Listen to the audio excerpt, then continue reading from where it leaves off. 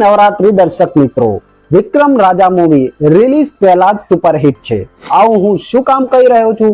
વિડીયોને અંત સુધી જોજો, તમને પણ ખબર પડી જશે કે આ વાત હું શું કામ કહી રહ્યો છું. તો વિડીયોને સ્ટાર્ટ કરીએ.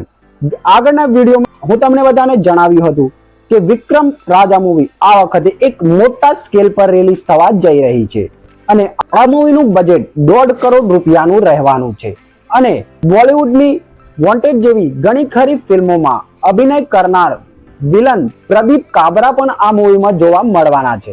એના સિવાય કમબેક સ્ટાર ચંદન રાઠોડ અને સૌથી ઇમ્પોર્ટન્ટ વાત કે વિક્રમ ઠાકોરની સાથે કાજલ મહેરિયાનું સોંગ પણ આ મૂવીમાં જોવા મળવાનું છે. અને પ્રશ્ન હતો કે આ વખતે આ મૂવી કેટલી સ્ક્રીન્સ પર રિલીઝ થશે, તો હું તમને એ વખતે જ કીધું હતું કે આ વખતે મૂવીનો સ્કેલ બહુ મોટો છે અને આ વખતે મૂવીને સિંગલ સ્ક્રીન પ્લસ મલ્ટીપ્લેક્સમાં પણ રિલીઝ કરવાની છે અને આ વખતે આ મૂવીને ઘણી ખરી સ્ક્રીન્સ પણ મળશે. અને આના પર જ એક બહુ મોટી ન્યૂઝ આવી છે કે આ વખતે વિક્રમ રાજા મૂવીને 150 થી 200 સ્ક્રીન્સ મળવા જઈ રહી છે, જે સિંગલ સ્ક્રીન્સ અને મલ્ટીપ્લેક્સ બંને મળીને રહેશે.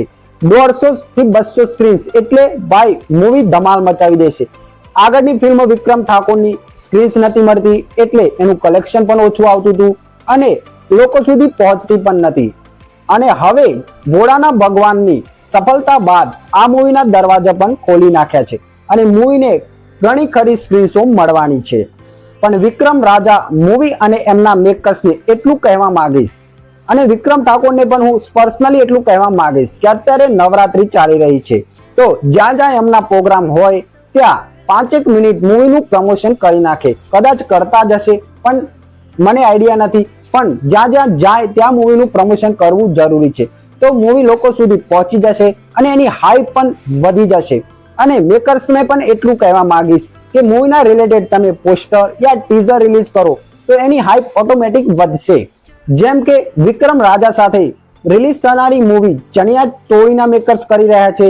પહેલા એમને ટીઝર રિલીઝ કર્યું, પછી એક આઇટમ સોંગ તડકતું ભડકતું રિલીઝ કર્યું. એનાથી એની હાઈપ આસમાન પર પહોંચી ગઈ અને અત્યારે યશ સોની ઘણી ખરી નવરાત્રીમાં મૂવીનું પ્રમોશન કરતા જોવા મળી જાય છે. તો વિક્રમ રાજાના મેકર્સ અને વિક્રમ ઠાકોરને પણ આ ફોલો કરવાની જરૂર છે અને મૂવીનું પ્રમોશન કરવાની જરૂર છે, એટલે દિવાળી પર લોકો મૂવી સુધી પહોંચી શકે.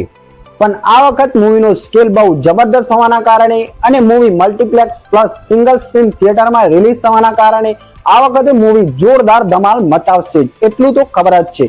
અને દિવાળી પર 2 મૂવી રિલીઝ થવાની છે, યશ સોનીની ચણિયા ચોળી અને વિક્રમ રાજા. હવે જોઈએ બંને મૂવીમાંથી કઈ મૂવીનું પરફોર્મન્સ બોક્સ ઓફિસ પર સૌથી જબરદસ્ત રહે છે. પણ બંને મૂવી ચાલશે તો ખરી જ. અને જતા જતા એક વાત કહી દઉં કે હું હિન્દી ચેનલનો રિવ્યુ કરું છું, જેનું મારી પાસે સિલ્વર પ્લે બટન છે, તમે બેક સાઈડમાં જોઈ શકો છો.